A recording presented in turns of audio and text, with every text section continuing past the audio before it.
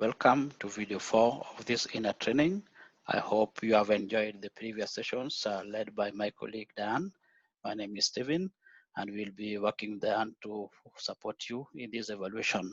I also hope that you've particularly been interested and enjoyed the session on data entry and analysis using ENA, as well as the practical assignment that you were given. In this video, we are going to focus on 3 aspects. One, on the option tab of the ENA software. Secondly, how to generate and analyze results anthropometry, which will also links to the Word document. And thirdly, how to generate and analyze the plausibility check report. Now, this is the option tab. And as you can see, it's divided into 2 sections. We have data entry section and report section. Both sections are also subdivided. For example, we have the section on automatic fill out, and here we have the entries are automatic because when you start data entry, these entries are also filled. Then we have a section on entering of age mainly. Here you have the option of using with birthday or with months. Then we also have a section on entering of data, and this is about the month, the date. This depends on the convention you are used to, and mostly it is in days, in months, and in year. Then you also have the option of showing more aspects of measure, clothes, and as well as weight variables. And finally, we have program for output. Here, usually the default is MS Office, but you can also change to Open Office if you want to export the data. On this other side, we have a section on age groups, and here you can see the default is from 6 months. These are based on World Health Organization guidelines. We have the area for anthropometry analysis, and this is only for children. That of course, that's the people we were working with, and you can see the age is between 6 months and 59 months. Then, of course, we have the aspects of cutoffs, and in these data sets we are using, we may not have the MWAC data, but the other aspects we have. Then we also have the opportunity to choose and to come to bring in the exclusion criteria. And in some cases, there are no exclusion, but for this data, we have exclusion actually will be focused on observed mean. So this is very helpful because apart from the other tabs, the options tab really help us to define some of the column variables, as you've seen. You're also being able to include expanding or shrinking of the date on the data ANC screen, and also set the ranges of some of the analysis as we have seen. Then of course, just helping us to set criteria such as of age, Z scores as you've seen, also the criteria for anthropometric data analysis. It's also help us to really be able to enter the data, work out the process and analysis of the data. And what is also important to know is that we have 2 sides, that is the data entry side and the report side. And both sides are subdivided into about 10 subsections that we have looked at. So this is important as we'll be working on this, then this is able to help us really set the range to which we want our analysis to focus on. The second aspect that we are going to look at is how to generate and analyze the results anthropometry Word document. And here we'll go to this part of results anthropometry. And this displays the results of the data that has been based on nutrition indices. And it's also linked to the internationally agreed cutoffs.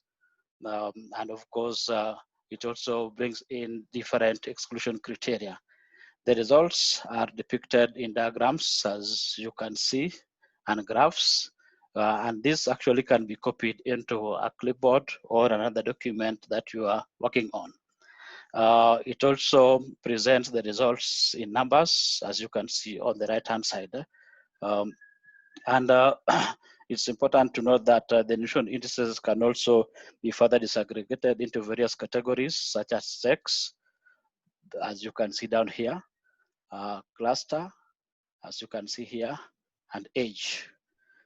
Then, of course, the results can also be obtained based on World Health Organization standards, as well as the National Center for Health Statistics.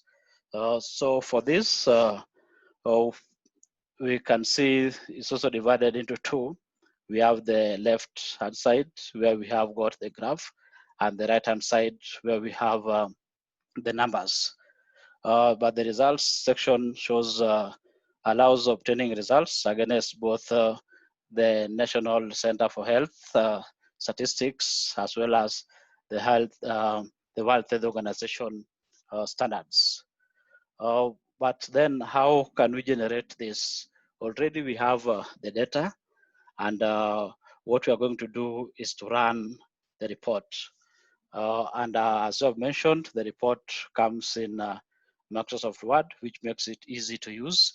So once you've clicked the results anthropometry tab, and we have set the criteria for analysis, here we are talking about all, that is sex, cluster, age. Then we have got the weight and height. Then also under exclusion, we are clicking on smart flags.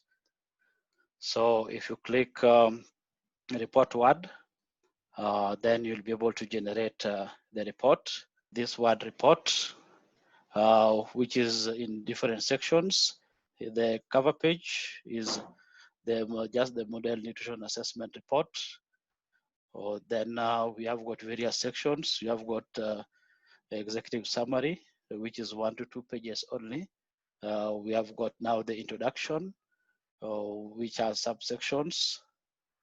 The survey objectives. Again, these are not generated because we are running this analysis based on the data sets, but these sections are fed. Now this will be fed by us because these are basically just the introduction to repeat, which is usually in narrative. But the result of the data set that we have now is presented in section 3, which is under results. Now under 3.1, it presents anthropometric results that is based on World Health Organization of 2006. And here you'll get the distribution of age and sex, again based on the data set. Table 3.1, then 3.2 looks at the prevalence of acute malnutrition. Again, as you can see here, all the measurements also are guided by the confidence intervals. And here we are using 95% confidence intervals, which is internationally acceptable. Then we have the aspects of prevalence acute malnutrition, again by age, based on weight for height. The Z figures are here. Then we go down to table 3.5. It actually captures um, all the variables that we've been able to test apart from the MWAC scores, because the data set doesn't have MWAC scores. What we can see here is that all these data are in, these are figures. Actually, they are the statistics. But based on further interpretation, we can run further analysis. We can also add qualitative aspects, especially from the information that will come from focus group discussion, as well as key informant interviews. All these now can help us now generate, have deeper analysis on this data, as well as being able to draw discussions that is on under section 4. Then we have conclusions and recommendations. So this is basically the outline of anthropometry report as based on the data set that we have. And this actually is based on what we have that we actually went through in video 2, and now just being able to analyze and make sense out of it. Then the next aspect is now looking at how to generate and analyze plausibility report.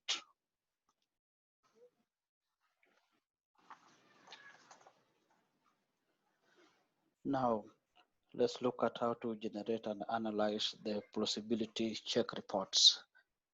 It's important to note that plausibility check is actually a tool that analyzes the overall quality of the survey data by validating the correctness of the data that has been entered by users. For any nutrition survey, this must be done and this process must be included so that you are able to generate the scores by strata, because quality of data um, can be influenced by multiple factors, and one of which is selection bias as well as measurement bias. In selection bias, we know that we'll be selecting beneficiaries who have been targeted by the project, and in this process, there is potential of biasness, because we will be guided by the people that have benefited, and this causes bias. Then secondly is measurement bias, as we'll be doing the measurement during data collection. This can also pose a bias. Then it's also important also to note that this test actually uses default values in the options panel to compare the actual data with the expected data. And this should not actually normally be changed unless it's advised. But again, there's also the process of setting the range, and the width of the range of excluded values using the smart flags, for example, may be changed, but this should not always be within, this should be within the range of 3 to 3.5 Z scores. In some cases, like what we'll see in this data set, is that it's set between -3 and 3. It is very important that any changes to these parameters in the options panel should be made before the survey is undertaken. And after the data has been collected and analysis is undertaken, the options panel should not be changed. Analysis of data quality using plausibility check can be undertaken both during and after data collection to ensure that proper survey data collection procedures have been diligently followed. For this, we actually recommend that plausibility check is immediately done after data entry, just to ensure that we correct any erroneous data, and before any analysis of raw data is done, this should actually be done. So in the data set that we have, what we need to do under the data entry anthropometry, we will click on report plausibility check, and it will come in Microsoft Word. So this is the plausibility check report, and here this page, let's just look at the components. One in the top here, it displays the name of the plausibility check done. For our training, here we indicated Cambodia data. This may be different, it's only used for this training. Then the other component is under the criteria here, and this actually refers to the 10 statistical tests that evaluate data quality and the presence of bias. And these are the 10 criteria up to down here.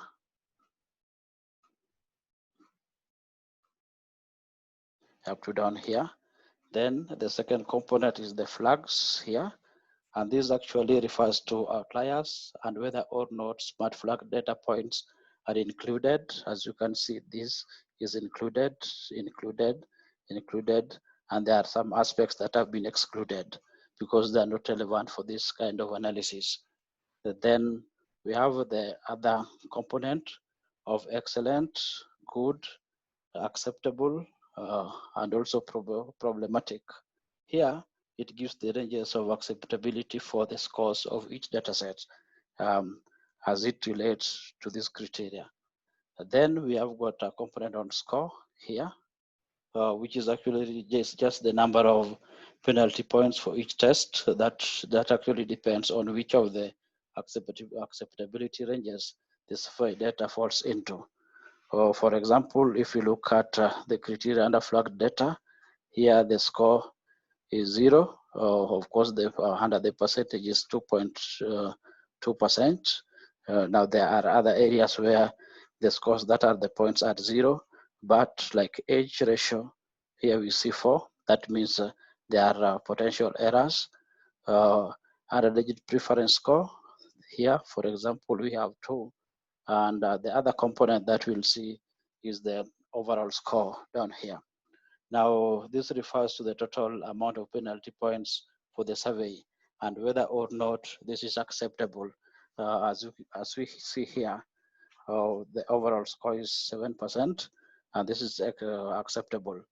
Though it's important again here to know that the percentage score should be as low as possible, because this shows the extent to which there are penalties across the various criteria that have been measured. Now, what does this mean? For example, if we go down the report of the breakdown of the survey, you realize that, for instance, the duplicate entries in the database, there's line 68, we'll go back, ID 3, then also line 67, ID 3. We'll go back to the data set just to see together with the others. Then missing or wrong data, we have under sex, we have under months, we have weight, height, then percentage of children with no exact birth dates. Here there is 0. That means they were completed. Then under age height, out of range for weight and height. Again, we have areas here where there might probably be a problem. Here again, the summary is actually guiding us that these indices are actually likely to be in error. That is between -3 and 3 for weight and height, for height and age, and then weight and age for observed mean. And down here, now we have really a breakdown of where errors may be. What this means is that after every day when we do a plausibility check and this report is generated, then we are able to know where there might have been a problem. And what happens is that when this is indicated, then we need to go back to our data set, check where we recorded the scores and see if it was correctly entered. And if there was a mistake during data entry, we can correct that. If at all there was a mistake during just interviews, then we go back to the household and have this corrected. For example, in this line 15 ID 12, where we have weight for height, we realize that here analysis shows that height may be incorrect. So what this means is that we go back to our data set and see what we need to correct.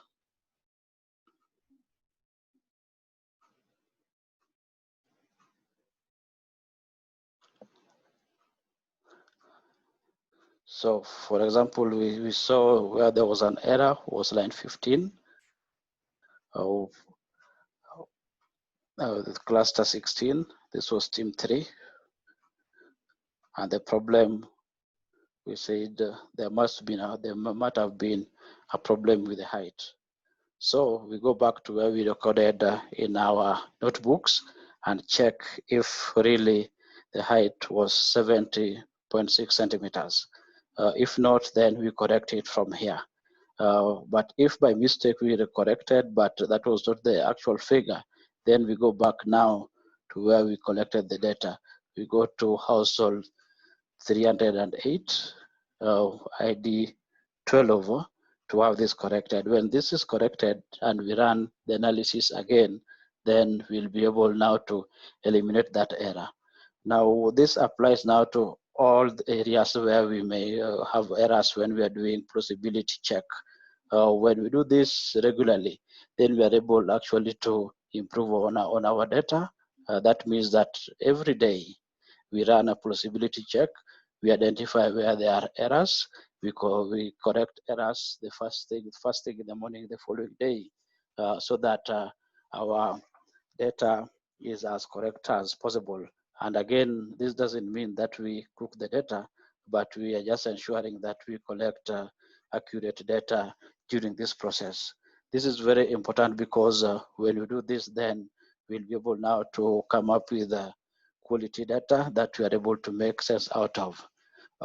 Just as we finalize, what is important here again is that the overall score of summary data should actually be used as an indication for further scrutiny of the data, and also highlight the areas that may need more detailed analysis. But in itself, it should not be used as the primary criteria to validate or invalidate survey results. So this is actually just being used to assess the correctness and validity of the data. And it's recommended, as I've mentioned, to be done during data collection and at the latest every other day. And if there are areas that needs to be corrected or to be looked into, then this should be done on the following day. Let's run again, just go through the report again, just to see the other sections of the report as we conclude.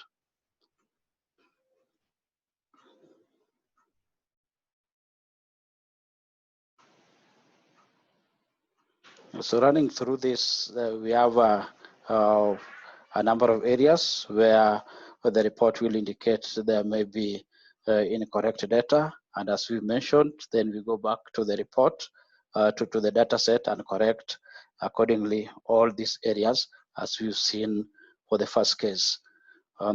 So this actually ran down, and here you will see that the percentage values that have been flagged with smart flags, the weight for height is 2%, height for age 6.1%, and again weight for age is 1.3%. Again, as you will see, based on this analysis, then there are a number of errors because the scores are at these percentages, especially for height for age. Then we also look at the age distribution where there are errors. You see that almost all ages have errors except age 5. Then of course here we see that the age ratio of 6 to 29 months, then to 30 to 20 to 59 months, we have got 1.13. And here you are also guided that the value should be around 0.85%. It means that there is significant difference, and this shows that we need really to correct the data. The other sections are on statistical evaluation of sex and age ratios, which is summarized. Again, the data here are expressed as observed number and expected number ratio, with the overall sex ratio provided for both boys and girls. Then again, here we see that the distribution for month of births, again, these are just distribution of where there might have been errors. Digit for preference weight, again, there are probably areas where we had errors, and here we are seeing that the score is 4.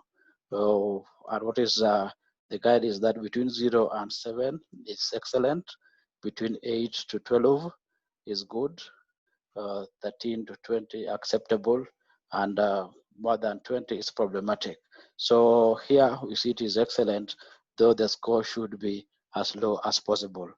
Again, digit preference for height, we have where there might have been errors, and the score is 8, and that means now here we fall under good. Again, that means a lot of errors might have occurred during data entry for the digit preference height, and this is actually in relation to height and weight measurements as well as age measurements. Then mark, here we see that there are blanks. This is because there are no mark scores in the database, in the data set.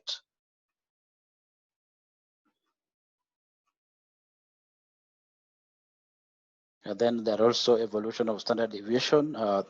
These are the lower aspects of the criteria that we saw, where the flags were excluded, but again, it's also important for our analysis. This is important, as I've mentioned, that we should do this on a regular basis so that we are able to know whether we've collected the right data. And after each and every day, we flag in where there are areas. And the first thing the following day, when we start data collection, we start really by correcting the data that we generated that was indicated to have one problem or the other. And with this, if we do it on a regular basis, then we'll reduce really the amount of error as much as possible if it is done early. So the rule of thumb is that let's do this regularly. Let's do this on a daily basis. Let's take corrective measures to ensure that the final data that we come up with is as accurate and as valid as possible. When we do this, then we'll be able now to use the data that reflects the performance of the program. And with this, now we'll be sure that the results from this evaluation will represent actually the actual performance of the project. Thank you.